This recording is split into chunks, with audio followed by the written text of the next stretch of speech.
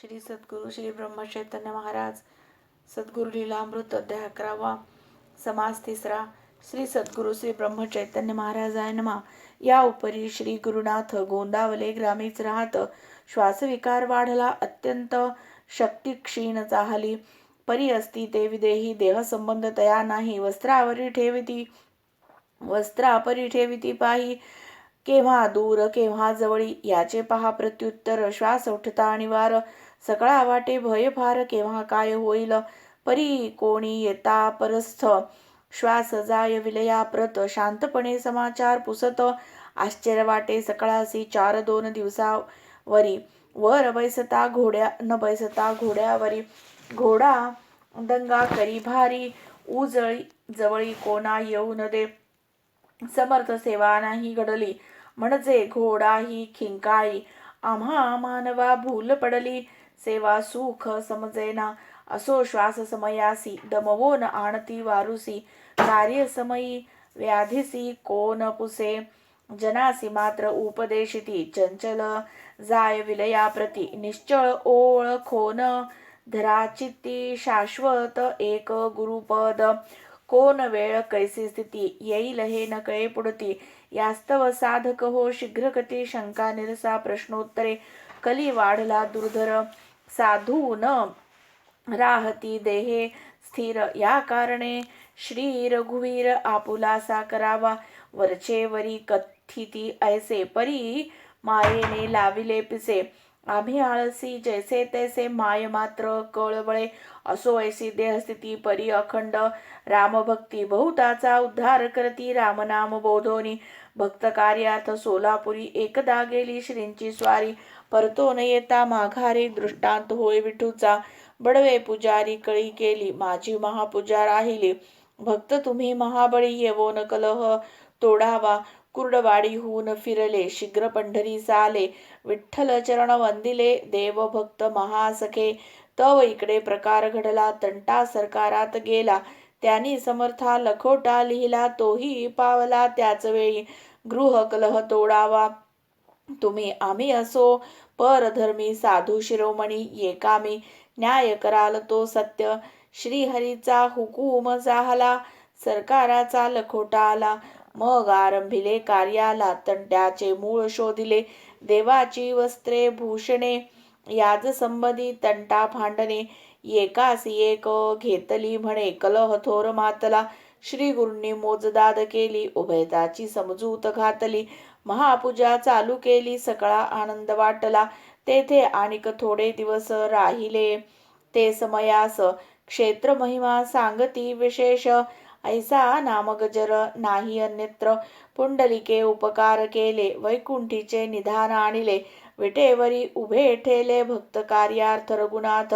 उत्तरे क्षेत्र वाराणसी दक्षिणे पंढरे अघनाशी. तीर्थे पुनीत भावयासी सकल येती या ठाई. पंढरी क्षेत्री राहोनी बोधती बहुत ज्ञानी. रामभक्तीसी लावोनी उद्धरिले अज्ञजन. पुन्हा परतोन गोंदावलीसी येते झाले ज्ञानराशी. आनंद नारी नरासी ग्रामस्थ जाती सामोर.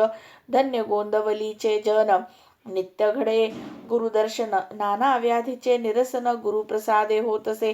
कोणी अडचणीत गवसला बिनवी गुरु राजयाला. सहाय्य करती तयाला अर्थबोधे करोणी. व्यापार वाढला गहन देशोदेशीचे विद्वज्जन. भेटती स्वये येवोन कुग्राम कोण म्हणे तया. श्री राम मंदिराप्रती अन्नदान नसे मिती. आणिक मजूर किती खाती 18 कारखाने दरसाल. नवीन इमारती विहिरी किती खोदविती. अखंड चाले वाहती समुदाय येत जातसे. असो गोंदवल्याचे लोका मायबाप सद्गुरु सखा. तैसाची इतरा भाविका कल्पतरू गुरु माझा गोंदवल्याचे लोका. श्रीमंत ज्ञानी बहुवसती परी पर दुःखा नेनती. पर दुःखाचे निवविती तेची होती जगी वंद्य. आपुले आपण खादले यात काय हाता आले. देवे जरी ऐसे केले तरी काय माती खाती. असो आमुची गुरु माऊली बहुता आश्रयो झाली.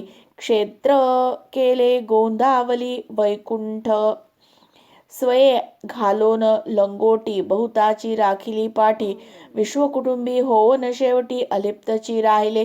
घरची सर्व ही शेती वाहिली रामचरणाप्रती. खरेदी घेऊन वरती रामसेवेसी लाविली. श्री मंदिरे 2 तैसीच शिवालय जान. दत्त शनी देवस्थान संस्थान स्थापिले.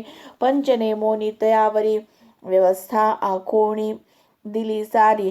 आल्या गेल्यासी भाकरी अवश्य म्हणती घालावी. वरचे वरी सांगती आम्ही जाऊ आपले पंथी. तुम्ही शीघ्र जोडा रामभक्ती नातरी पश्चात ताप पावाल. परी कोणा खरे न वाटे माया पटल आले मोठे. विनोदे वदती ऐसे वाटे हास्य मुखावरोणी.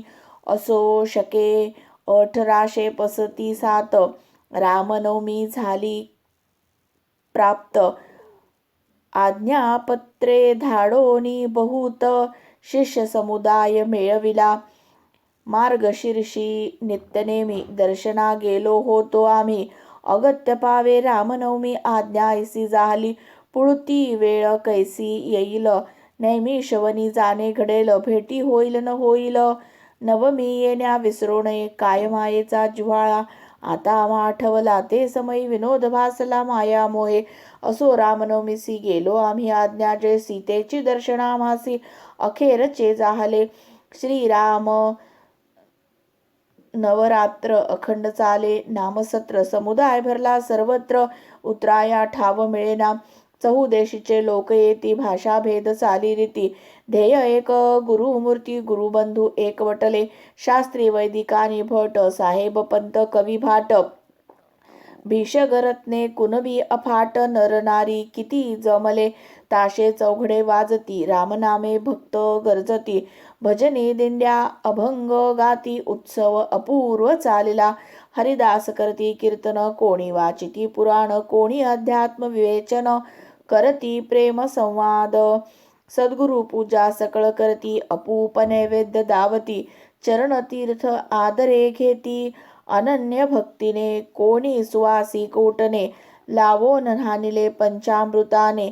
कफनी टोपी उर्णावसने अर्पिती कोणी गुरुसी. यथाशक्ती धनराशी कोणी अर्पिती गुरुसी. यात्रा भरली भरती जयशी रत्नाकरा चंद्रोदयी. राम जन्म समयास दोन्ही मंदिरी दाटी विशेष. यास्तव सद्गुरु परेश धर्मशाळेत बैसले. तेथेच जन्मोत्सव करती भक्त तेथे सीतापती. 3 ठाई पाळणे हलती सद्गुरु गृही. परस्थाची मंदिरी वसती ही नेहमीचीच पद्धती. नवमीचे पारण्याप्रती गाव भोजन घातले.